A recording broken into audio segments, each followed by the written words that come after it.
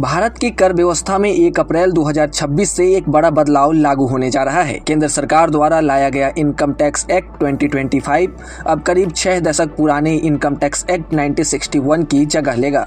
लंबे समय से यह मांग की जा रही थी कि कर कानूनों को सरल बनाया जाए ताकि आम करदाता, निवेशक और कारोबारी आसानी से नियमों को समझ सकें। नए कानून का उद्देश्य इसी दिशा में एक महत्वपूर्ण कदम माना जा रहा है। इसमें कई प्रतिक्रियाओं को सरल बनाने, भाषा को स्पष्ट करने और कर प्रणाली को अधिक पारदर्शी बनाने की कोशिश की गई है।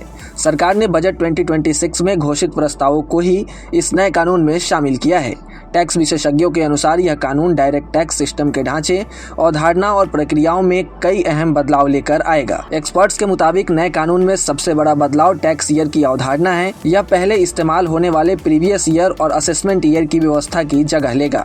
इसका उद्देश्य टैक्स प्रणाली को आसान बनाना ताकि आय कमाने की अवधि और उस पर टैक्स लगाने की अवधि को एक ही शब्द में समझाया जा सके।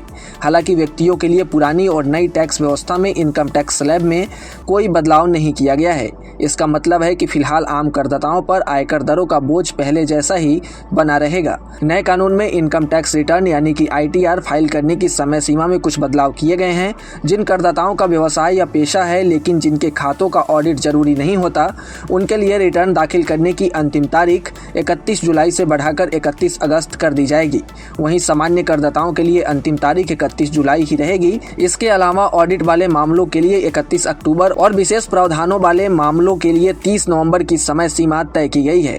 रिवाइज रिटर्न दाखिल करने की अवधि भी बढ़ा दी गई है। अभी करदाता टैक्स ईयर खत्म होने के बाद 9 महीने के भीतर रिटर्न में संशोधन कर सकते हैं, लेकिन नए कानून में यह समय सीमा 12 महीने कर दी जाएगी। हालांकि 9 महीने के बाद संशोधित रिटर्न दाखिल करने पर निर्धारित शुल्क देना होगा। इसके अलावा फ्यूचर्स एंड ऑप्शन ट्रेडिंग पर सिक्योरिटीज ट्रांजैक्शन टैक्स यानी कि STT बढ़ाने, कुछ लेन देन पर टैक्स कलेक्टेड एट सोर्स यानी कि TCS की दरों में भी बदलाव किया गया है और कर्मचारियों को ऑफिस आने जाने के खर्च पर टैक्स राहत जैसी कई प्रावधान भी शामिल किए गए हैं।